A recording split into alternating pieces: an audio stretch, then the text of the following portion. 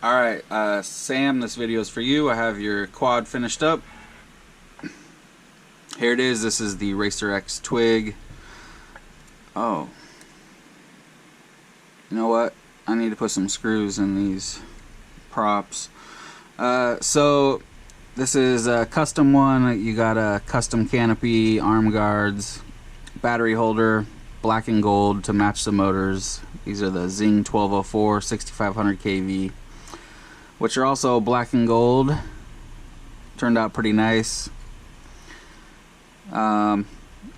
You also have the Beta FPV 12 amp toothpick FC, Runcam Nano 2, nameless 400 milliwatt VTX. You got a Triumph Pro antenna and XM Plus, and the XM Plus bind button is right here.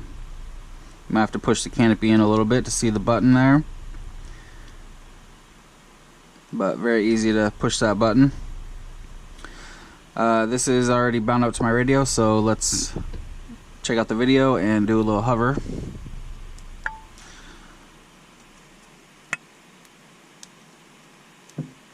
Alright.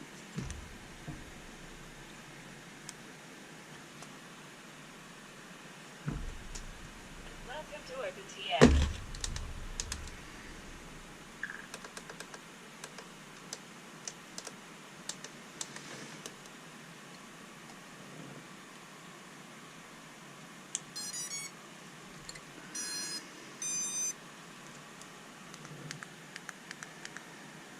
There's your video. You got your RSSI going. Nice and clear. I have not hovered this yet, so hopefully I did everything right. One thing that I was thinking about as I was putting these on was something that I've seen lately that I wanted to share with people.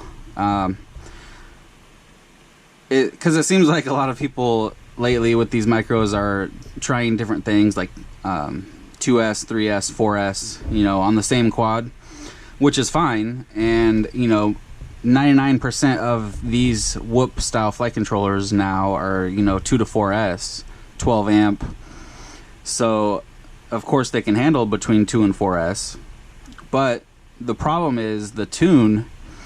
If it's tuned for, like, let's say 2S, and you throw a 4S on there, this thing's gonna blast off to the moon. It's gonna slam into your ceiling and break stuff, and that's not good. If you don't want that to happen, here's what I suggest that you do, and it might take some getting used to, or, you know, just practice and listening and knowing what to hear for. But you basically just want to hold it in your hand and arm it.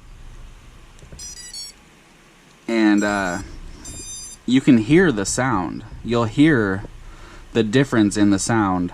And I'm not saying you're going to be able to hear it now on this video, because this is set up for 3S, and this isn't my quad, so I don't want to be doing any kind of testing stuff on it, you know, and end up breaking something. But let me show you. So I'm going to arm it, and then I'm just going to give it a little bit of throttle.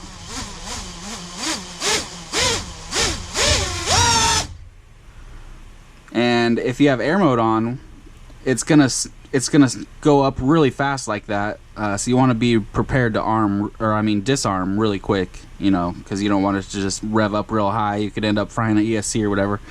So make sure you're ready to disarm quick, but just give it a little bit of gas and listen, and you'll be able to hear the sound. Like when I just did it just now, you could tell that there's no problem. It sounded nice and smooth and perfect. But if it's not going to be perfect, it'll make a different sound and sound funny and not right, and you'll be able to tell.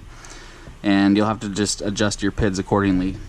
So, anyway, try to save you from breaking your quad before you even get to fly it. Alright, here we go. Test hover number 2.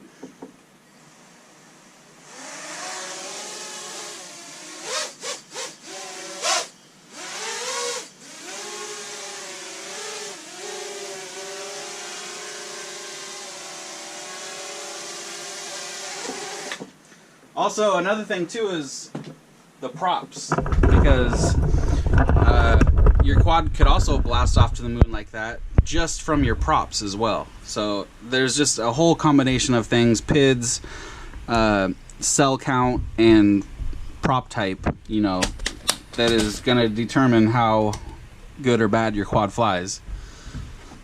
Let me find some props here. So these are the HQ 3030s. These come with the twig frame. Pretty good props, but there is better ones. 3020s. The 3020s are, in my opinion, I like these more. They're a little bit smoother. And a little bit less pitch, so you're gonna get less amp draw and more flight time, and still keep pretty much the same power. These 3018s are really good props as well. 3018 two blade, but my favorite right now, if I can find some,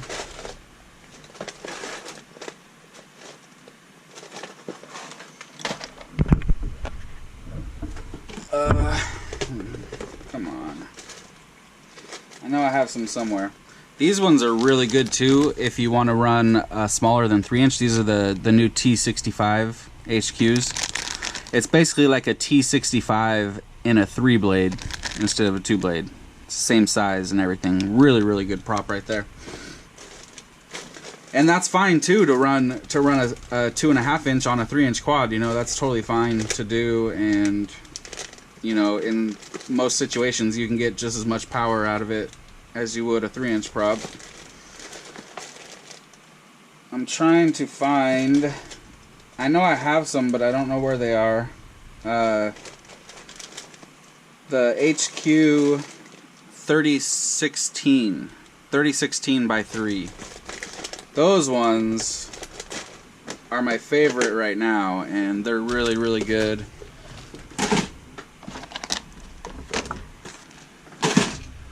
And they will help with your tune as well. Like, you know, you could use stock 4.1.1 and the 3016 props and just go fly like on 3S or 2S. Maybe not 4S. On 4S you probably would need to lower P for pitch and roll by like 10 or 15, maybe even 20, but there are these ones right here. And for anybody wondering, yes, this is a twig that is extra thick, thick and juicy, 4 millimeters thick. This is the twig tank. Well, I call it that. I don't know if it doesn't really have a name because it's not for sale. But yeah, these props are delicious. I love them. So, anybody wanting to get a twig going, I would recommend those props. These props are great too, along with the 3020s, the 3018s. All those are good options. So, anyway, sorry to hijack your video, Sam. I still have another quad of yours that I'm going to be starting on later today, which is Primo 3. Where is it?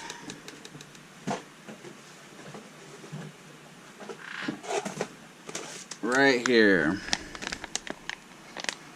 So that'll be your next video. And this one's good to go. Oh, you know what? I forgot. I need to unlock the VTX. So actually, let me go do that real quick. I'll just show you guys on video. You wouldn't be able to see. Well, you might be able to see the LEDs. What you have to do with this nameless VTX to unlock it, to unlock the channels and the power, is to set pit mode on a switch in the modes tab in Betaflight. And then you have to flip it 3 times when you first power up within 30 seconds, and then that'll unlock it. So it's pretty easy to do, but actually, yeah, I don't need to show it. That's all you do. You set up pit mode. It's a mode in the modes tab in Betaflight. set it to a switch on your radio, power up the quad, and within 30 seconds, flip that switch 3 times, and you'll see the LEDs flash on the VTX, and that means that it's unlocked. All right. Oh, and then one other thing too that I've seen people have issues with lately is on 4.1.1 in the VTX tab in Betaflight, there's that option for what is called low power disarm, and that's where when the quad is disarmed, it'll go to the lowest power setting on the VTX, and I'm not sure if it goes to pit mode or if it goes to 25 milliwatts. I think it goes to 25 milliwatts. But so for anybody thinking that there's something wrong with their VTX, that it won't go out of 25 milliwatts or whatever, check if you have that turned on. I personally like to have it on because, I mean, that's just an awesome feature in my opinion, because, you know, I hate leaving my quad powered up, sitting on the bench or whatever I'm doing, and thinking that the VTX is going to fry because it's on max power and it's just sitting there, you know. So what it does is it leaves it on 25 milliwatts, and then as soon as you hit ARM, it jumps up to whatever setting you have it set to, you know. So let's say you plug in your quad, it's just going to be chilling at 25 milliwatts, and then you're ready to fly, so you hit ARM, and it'll jump up to 400 as soon as you hit ARM. You come back in and land and disarm, it goes back down to 25 milliwatts. So it's a pretty awesome feature, but if you don't know that it's on, or you turn it on accident or whatever, and you start thinking that your VTX won't get out of 25 milliwatts, that's probably why. Alright, that's all I got.